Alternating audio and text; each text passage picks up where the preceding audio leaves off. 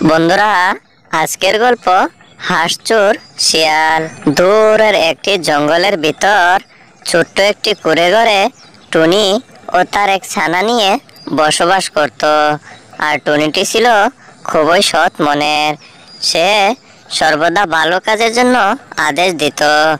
আর তাদের ছিল কয়েকটি হাঁস। হাঁসগুলো লালন পালন করে তারা জীবনযাপন করত। আর তাদের পাশেই জঙ্গলের ভিতর দুটি শিয়াল বসবাস করত। তারা বনের সব হাঁস মুরগ খেয়ে ফেলতো। একদিন বিকেলবেলা টুনি উঠতে উঠতে তাদের হাঁসের কাছে যায়। তাদের হাঁসকে নদীতে রেখে এসেছিল। আর সে গিয়ে দেখে হাঁসগুলো পানির মধ্যে খেলাধুলা করছে। তখন টুনি তাদেরকে বলে, চলো, এখন রাত হয়ে যাবে, বাসায় চলো। আর না হয় এই বনে অনেক হিংস্র শিয়াল আছে, তারা এসে তোমাদেরকে খেয়ে চলে যাবে।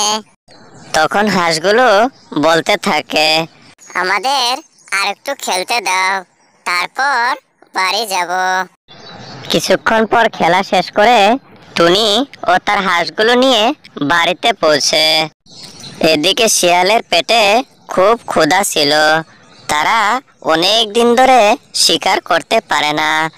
তাই তার ছানাকে বলে, শুনেছি টুনির অনেকগুলো হাঁস আছে, সেখান থেকে একটি হাঁস ধরে নিয়ে আয়, আমার পেটে খুব ক্ষুধা। শিয়াল টুনির বাসায় যায়। আর গিয়ে দেখে তার বাড়ির সামনে একটি হাঁসও নেই। তাই সে মনে মনে বলতে থাকে, হয়তো হাঁসগুলো সে নদীতে ছেড়ে এসেছে, তাই তার বাড়িতে নেই। যাই, নদীতে যায়। আর গিয়ে দেখে সেখানে হাঁসগুলো। আর সে হাঁস থেকে একটি হাঁসকে কামড়ে খেয়ে চলে যায়। তখনই সেখানে টুনি আসে। আর এসে দেখে তার একটি হাঁস নেই। টুনি হাঁসকে জিজ্ঞেস করে, আরেকটি হাঁস কোথায়? সে বলে, একটি দুষ্ট শিয়াল এসে খেয়ে চলে গেছে। আর এভাবেই কিছুদিন কেটে যায়। কিছুদিন পর শিয়াল আবার তাকে পাঠায়, বলে, এবার তুমি যাও, গিয়ে একটি হাঁস নিয়ে আসো। আর শিয়াল সেই নদীর ধারে গিয়ে একটি হাঁস নিয়ে সেখান থেকে দৌড়ে পালিয়ে যায়। আর কিছুক্ষণ পর টুনি সেখানে আসে। আর এসে দেখে তার আরেকটি হাঁস নেই।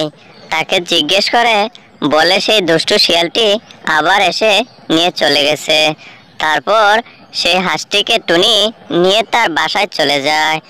বাসায় গিয়ে টুনিকে সব কথা খুলে বলে, এই দুষ্ট শিয়ালকে একটি উচিত শিক্ষা তো দিতেই হবে, শিয়ালটি আবার আসুক। আর শিয়াল একজন আরেকজনকে বলতেছিল, আজ তুই যা, কাল তো আমি গিয়েছিলাম। এই বলে শিয়ালটি সেই টুনির বাসায় যায়। আর তখনই টুনি সেই দুষ্ট শিয়ালকে বন্দি করে ফেলে। আর টুনির ছানা এসে বলে, কি গো দুষ্ট শিয়াল, কেমন হলো? এখন তো তোমাকে বন্দি করে ফেলেছি, আমার হাঁস আর খেতে পারবা না। তো বন্ধুরা, আজকের গল্প এই পর্যন্তই। আরো সুন্দর সুন্দর গল্প পেতে আমাদের চ্যানেলটি সাবস্ক্রাইব করে রাখো।